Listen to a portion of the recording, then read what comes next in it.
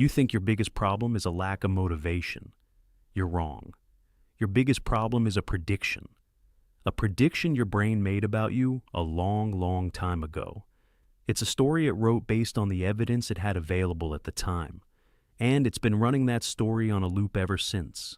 That's the problem. You're not fighting a lack of willpower. You're fighting a completed manuscript. Your brain isn't lazy, it's efficient. It wants to conserve energy, so it takes any behavior, any thought pattern, any emotional reaction you repeat, and it turns it into a default program. It builds a biological highway for that specific action. And once that highway is paved, taking any other route feels physically costly. That feeling you call resistance.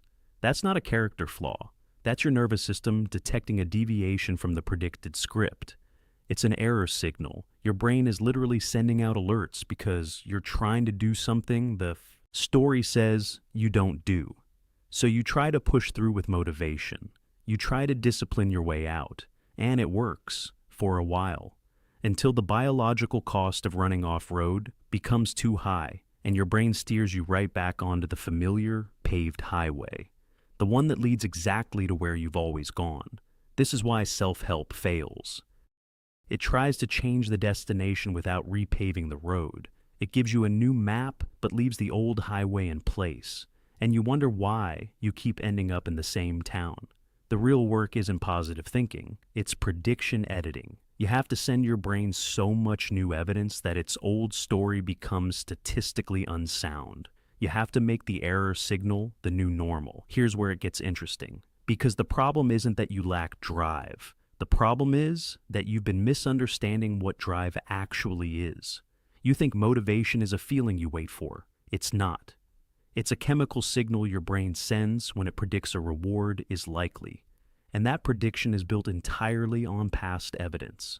So, when you sit down to write that book, or start that business, or have that difficult conversation, and you feel nothing, no surge of excitement, no wave of inspiration, your brain isn't broken. It's just being honest. It's prediction based on all the times you've quit before, or avoided it, or fantasized about the outcome without doing the work, is that the reward is statistically unlikely. So, it withholds the chemical. It doesn't waste resources on a bad bet.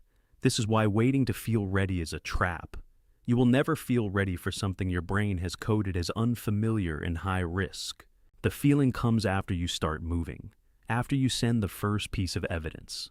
That initial action, no matter how small, is a data point. It's you telling your ancient prediction machine, see, we do this now.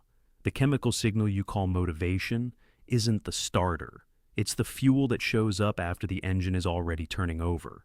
You have to prime the pump with action so small it bypasses the threat detection system altogether. One sentence, one email, 1 minute of movement. That's not a motivational trick. That's a biological override. You're feeding the prediction loop a new piece of information. And with each repetition, the prediction shifts. The pathway thickens. The action starts to feel less like a deviation and more like the route itself. This is the mechanism they call discipline. It has nothing to do with grit. It's the gradual automation of a behavior until it runs on its own, below the level of conscious resistance. You're not building willpower. You're building a highway so well paved that your brain chooses it by default. So, here's the quiet shift. The realization that changes everything. You are not a passenger in your own mind. You are the director of a simulation studio that is running 24 hours a day. And every thought you linger on, every scenario you replay, every outcome you vividly imagine, your brain logs it as a valid training session. This is the core principle, recontextualized.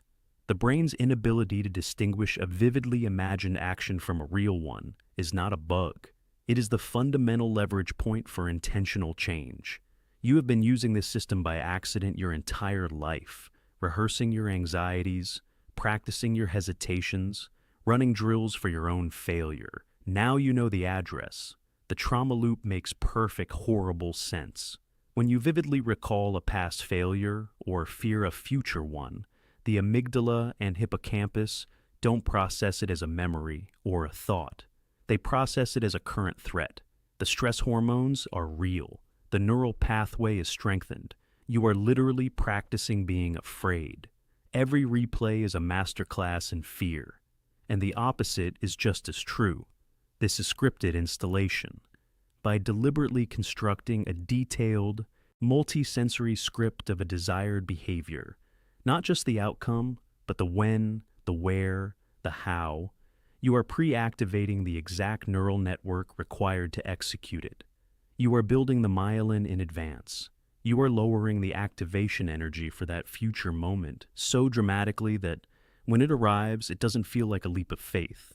It feels like a path you've already walked, because in your brain, you have. The contrast is now total. You started thinking imagination was a private theater with no consequences. You now understand it is the primary construction site for your future behavior.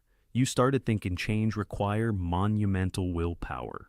You now know it requires precise, deliberate rehearsal of the neural script. The philosophy is this: human behavior is not about reacting to the present. It is about acting out the brain's best, or worst, prediction of what comes next.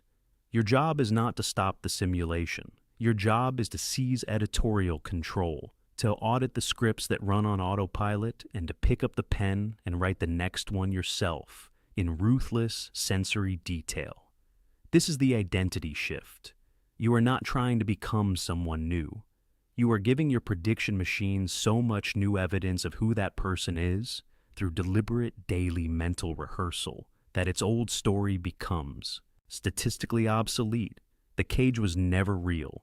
It was just a story your brain kept telling itself, and you were the only one who can change the ending.